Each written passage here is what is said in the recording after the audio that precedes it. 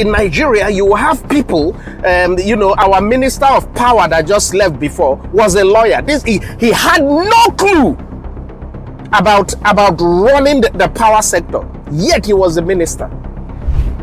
And that's why you see such people, they will be there for 8 years. At the end of the day, nothing is achieved. Nothing. We are worse than we started from because they have no clue what is going on. Good morning, guys. How is everything going?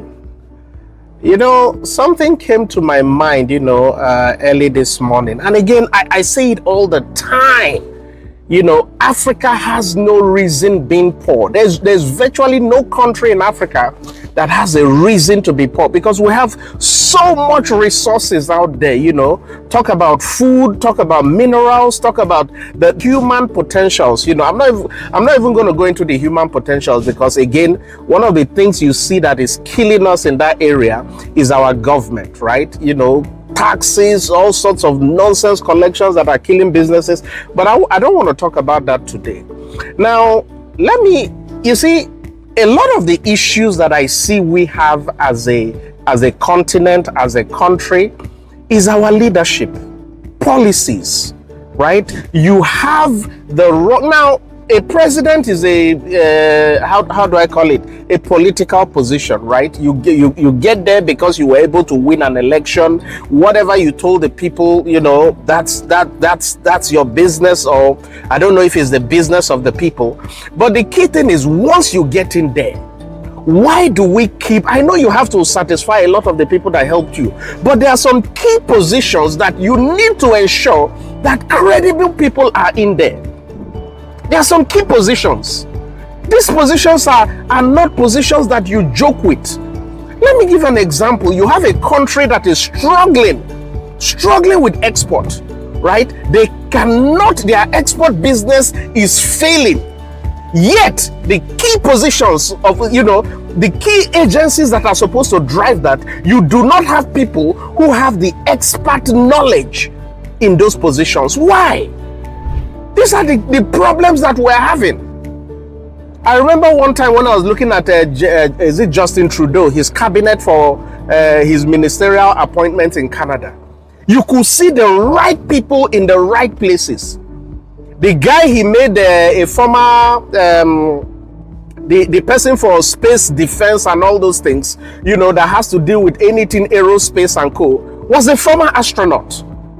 But yet in Nigeria, you have people, our minister of power that just left before was a lawyer. He had no clue about running the power sector, yet he was a minister. And that's why you see such people, they will be there for 8 years. At the end of the day, nothing is achieved. Nothing. We are worse than we started from.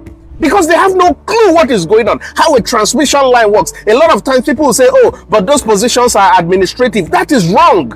You need to have an understanding of what you are administering. And this gets so bad. You see, this thing pains me because anytime I see the potential that Africa has, anytime I'm in the Walmart or the Tesco's and I see massive amount of products that Africans should be benefiting from, it is sad. You have the Chinese, you have companies who come, rip our resources, pay us 1 cent, and they go back and sell those products for like 100, 50, 60, 100 times what they are paying us. It's wrong. And one thing you see again, that our government, and I'm not talking about any particular government, this happens all over Africa, is reviews. So what do I mean by that? Let me give an example, right? Because, I know a lot about what goes on in customs. There was a time they set up a committee to revamp the operations of the customs, right? They said it was taking like close to 3 weeks to clear a typical container. Now this is in Nigeria, 3 weeks to clear a typical container, and then they set up a committee to review that. And the sad part, the people that were heading the committee were the people that are causing the delay. So you set up a committee to review customs, and it is the current head of customs. This happened some years back. It is the current head of the organization that you are reviewing that is in charge of that committee. And you expect things to change? I was speaking to a commissioner once. He's a commissioner for health, and he was looking at the activities of one of the health agencies, and they knew that there was a lot of corruption going on in that agency. And he said, the government, the office of the secretary to the government or so, had set up a committee to review the operations of that agency. And you know who was in charge of that committee? The head of that agency. How can you be reviewing yourself? I mean, these are crazy.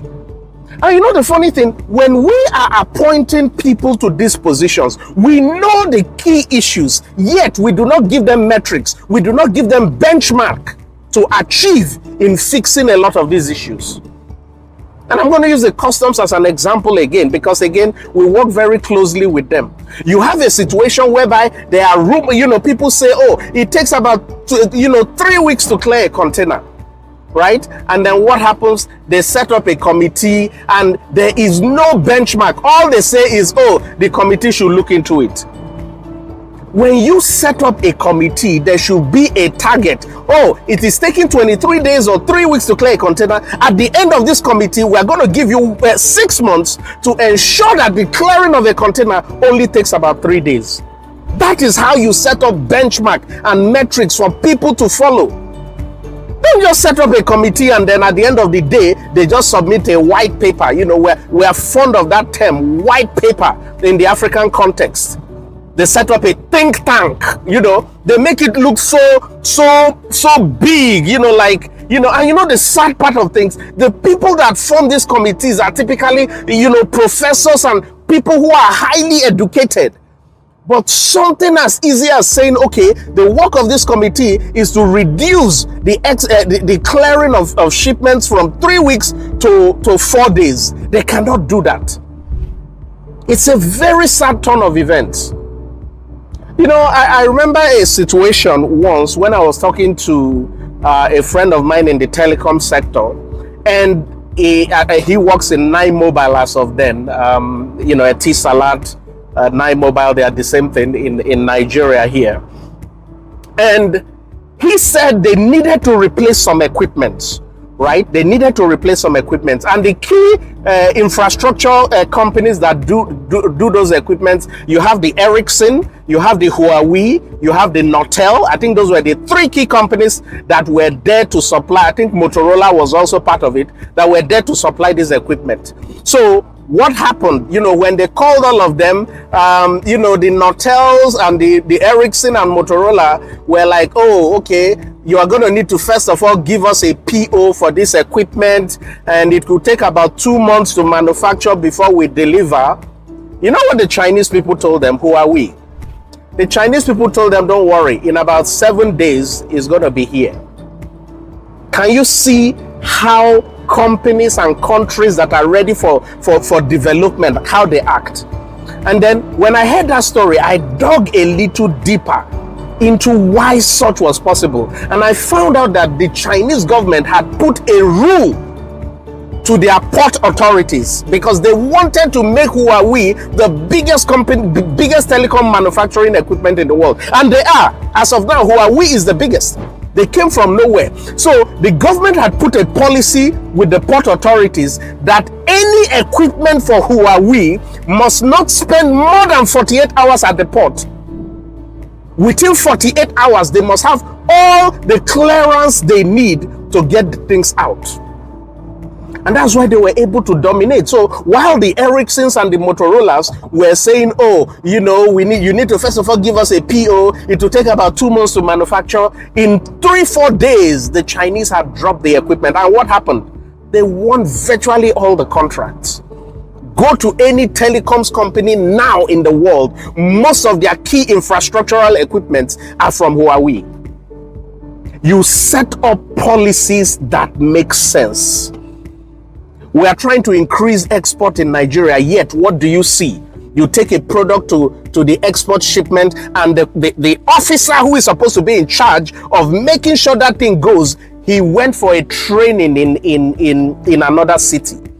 And because he went for a training, that desk is closed. Everybody have to wait until he's back from his training. And yet we say we want to improve on our process. We want to improve export. Things don't work that way. Things don't work like that. We need to start rethinking our processes. And I say it again, not every position should be a political appointment. And I just hope we can get this right. There are some key positions that are essential to make things move in a struggling economy. They must not be political.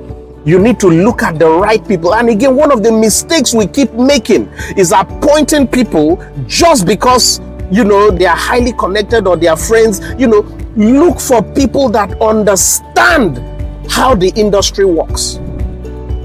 I remember one of the political candidates I was talking before, and he said it is cheaper, and I'm talking about the Nigerian context here. He said it is cheaper for him to ship a container from China all the way to the port in Lagos than it is to move the container from the port in Lagos to his warehouse down towards the middle of Nigeria, in Abuja precisely. It is cheaper for him to ship all the way from China to Nigeria than it is for him to clear. Why? Because of bad road infrastructure. And at the end of the day, we keep putting people in these positions that have no clue about what is going on. You make a lawyer the minister of power and you expect things to happen. What does he know about electricity distribution? What does he know about transmission? These are the issues, these are the challenges that we face. And until we fix this, we will continue struggling in all areas. And I say this, without a joke or whatever. We need to go back and rethink what we do. There are key positions. If you want your economy to grow, there are key positions that drive that economy. Don't put people there because they are your friends or for political reasons. Put the technocrats there. Thank you.